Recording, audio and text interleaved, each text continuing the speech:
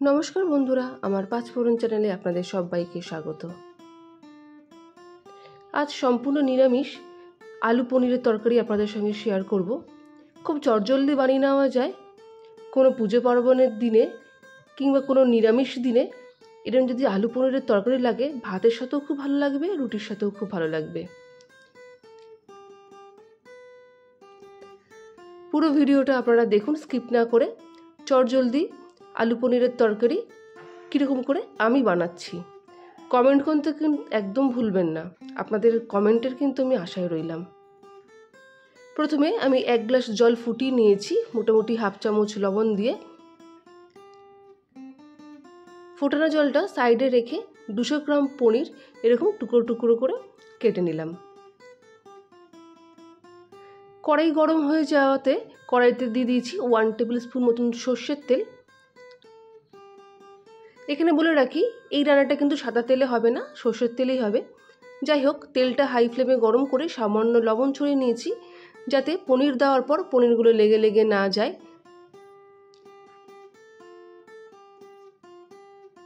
পনিরগুলো খুব সাবধানে তেলে দিয়েছি।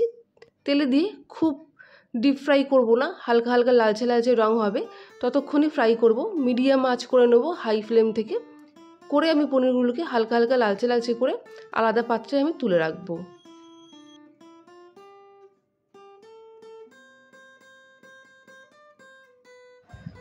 এক্ষেত্রে বলে রাখি, আমি আগে যে নুন দিয়ে গরম জল ফুটিয়ে রেখেছিলাম, পনিরগুলো কিন্তু সেই নুন জলে আমি ভেজাবো।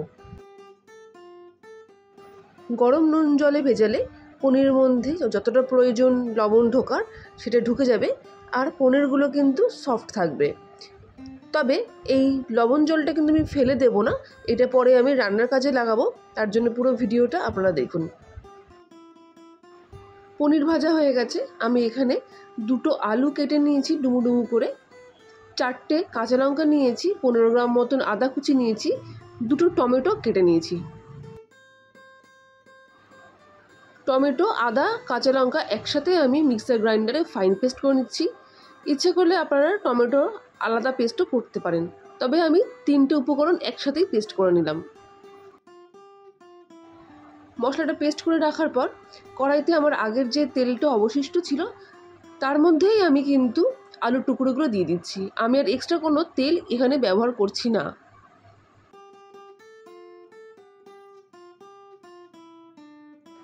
আলুর টুকরোগুলো লবণ আর হলুদ দিয়ে সুন্দর করে লালচে লালচে করে আমি ভেজে নেব।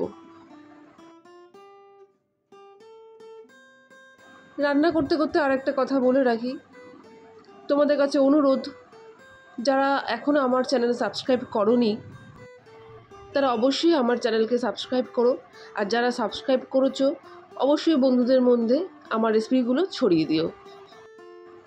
আমি ঘরোয়া পদ্ধতিতে একদম এডিট করা ছাড়াই আমি চটজলদি রান্না তোমাদেরকে দেখাই, যেগুলো রেগুলার জীবনে খুবই কাজে আসে।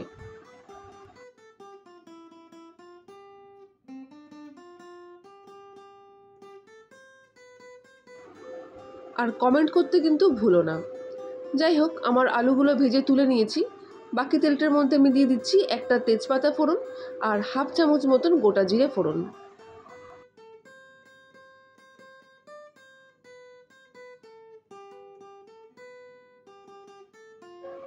ফোড়নগুলোকে খুব ভালো করে ভেজে নিতে হবে।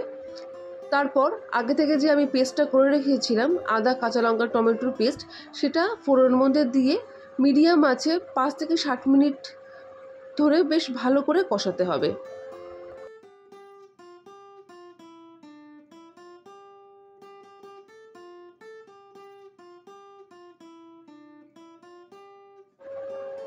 দেখতেই পাচ্ছ মশলাটা আমি খুব ভালো করে কষাচ্ছি।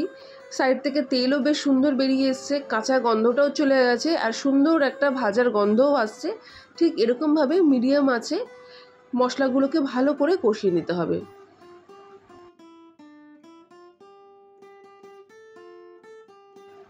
মশলাটা বেশ ভালো করে কষানো হয়ে গেছে। এরপর দিয়ে দিচ্ছি আমি আরও কিছু মশলা।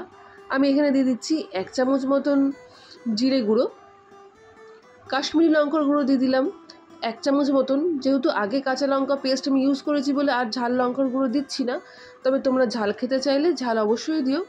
আর দিলাম পরিমাণ মতন হলুদ, হাফ চামচ চিনি। এই কটা মশলা দিয়ে বেশ ভালো করে আমি কষিয়ে নিচ্ছি। লবণটা আমি এখনই ইউজ করছি না, কেন ইউজ করছি না সেটাও তোমাদেরকে আমি বলবো। তার জন্যই পুরো ভিডিওটা তোমাদেরকে দেখতে হবে।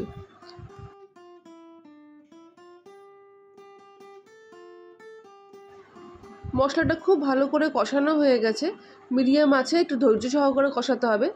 ভালো করে কষানোর পর আগে থেকে যে আলুটা ভাজা রয়েছে সেই আলুগুলো আমি দিয়ে দিলাম।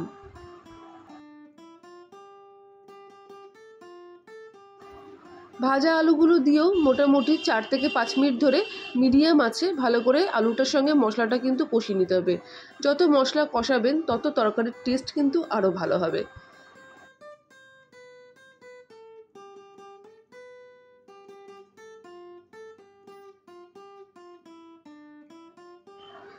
আলুগুলো আমার বেশ সুন্দর করে কষানো হয়ে গেছে, নিচে লেগে লেগেও যাচ্ছে, তোমরা দেখতে পাচ্ছ। ঠিক আমি এই সময় দিয়ে দিলাম জল। কি জল দিলাম? আমি আগে থেকে যে পনির ভেজানো জলটা রেখেছিলাম সেই পনির ভেজানো জলটা আমি পনিরটাকে আলাদা করে সরিয়ে রেখে সেই জলটা দিলাম। আর এই পনির ভেজানো জলটা দেবো বলেই আমি মশলা কষার সময় কিন্তু কোনো লবণ আমি ব্যবহার করিনি, কেননা এই জলের মধ্যেই আমার আগে থেকে লবণ দেওয়া ছিল। তাই জলটা দেওয়ার পর যদি আমার মনে হয় লবণের প্রয়োজন তাহলেই আমি লবণ দেবো। জলটা দেওয়ার পর খানিকটা ফুটে ওঠার পর টেস্ট করে দেখলাম একটু লবণের প্রয়োজন, তাই এখানে দিয়ে দিচ্ছি হাফ চামচ মতন লবণ। খুব ভালো করে ঝোলটা ফুটে উঠছে, দেখতেই পাচ্ছেন। আলুটাও বেশ প্রপার সেদ্ধ হয়ে গেছে।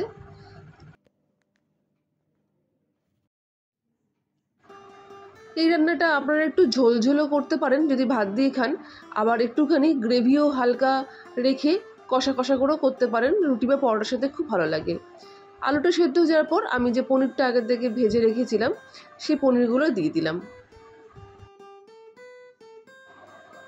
পনিরগুলো দিয়ে বেশিক্ষণ ফোটানোর দরকার নেই, মোটামুটি 2 মিনিট মতন মিডিয়াম আঁচে ফুটিয়ে নিলেই যথেষ্ট।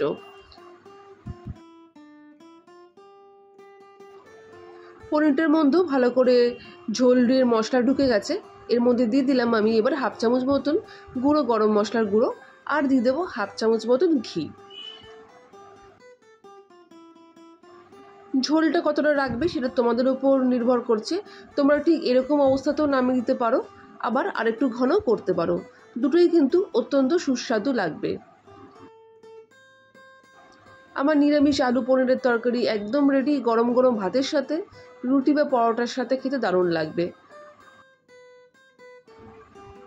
অবশ্যই কমেন্ট করে জানিও আমার রেসিপি তোমাদের কেমন লাগছে, আর সাবস্ক্রাইব করতে কিন্তু একদম ভুলো না। আবারও দেখা হবে ঘরোয়া পদ্ধতিতে রান্না করার নতুন একটা রেসিপি নিয়ে।